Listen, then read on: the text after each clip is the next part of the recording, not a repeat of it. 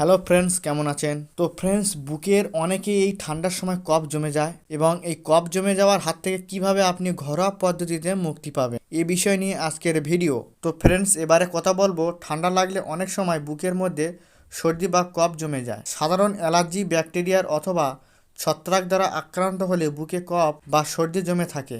এর কারণে কাশি, গলা ব্যথা, এমনকি বুকে ব্যথাও হতে পারে। সময় মতো চিকিৎসা না করলে এটি দ্বারা শ্বাসযন্ত্র আক্রান্ত হওয়ার সম্ভাবনা রয়েছে। চিকিৎসকের কাছে যাওয়ার আগে ঘরোয়া কিছু উপায় সর্দি কফ দূর করতে পারেন। আজ তাহলে এমন কিছু ঘরোয়া উপায় আপনাদের বলবো, এটি খুব আপনি সহজে কফ দূর করতে পারবেন। নম্বর 1 আছে লবণ পানি।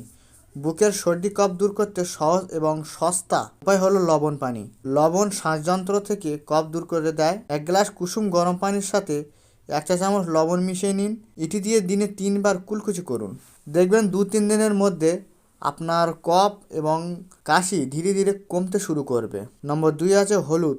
হলুদে থাকা কার্কুমিন উৎপাদন বুক থেকে কফ, শ্লেষ্মা দূর করে দেয়, বুকে ব্যথা দ্রুত কমিয়ে দেয় এবং অ্যান্টি ইনফ্লেমেটরি উপাদান গলা ব্যথা, বুকে ব্যথা দূর করতে সাহায্য করে। এটি কিভাবে বানাবেন? 1 গ্লাস কুসুম গরম পানিতে 1 চিমটি হলুদের গুঁড়ো মিশিয়ে নিন। এটি দিয়ে প্রতিদিন কুলকুচি করুন। এছাড়া 1 গ্লাস দুধে আধা চামচ হলুদের গুঁড়ো মিশিয়ে জাল দিন। এর সাথে 2 চা চামচ মধু এবং 1 চিমটি গোলমরিচের গুঁড়ো মেশান।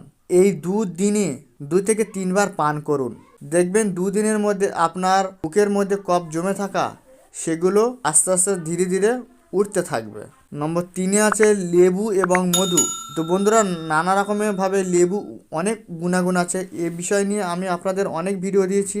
লেবু পানিতে 1 চা চামচ মধু মিশিয়ে পান করুন। মধু শ্বাসযন্ত্রের ব্যাকটেরিয়া ধ্বংস করতে সাহায্য করে, এমনকি এটি বুক থেকে কফ দূর করতে এবং গলা পরিষ্কার করতে সাহায্য করে। আর আদা একটি ঝাঁঝালো মশলা, এটি বুকে কফ দূর করার জন্য অনেক উপকারী। এটি কিভাবে বানাবেন? 1 টেবিল চামচ আদা কুচি একটি পানিতে মেশান।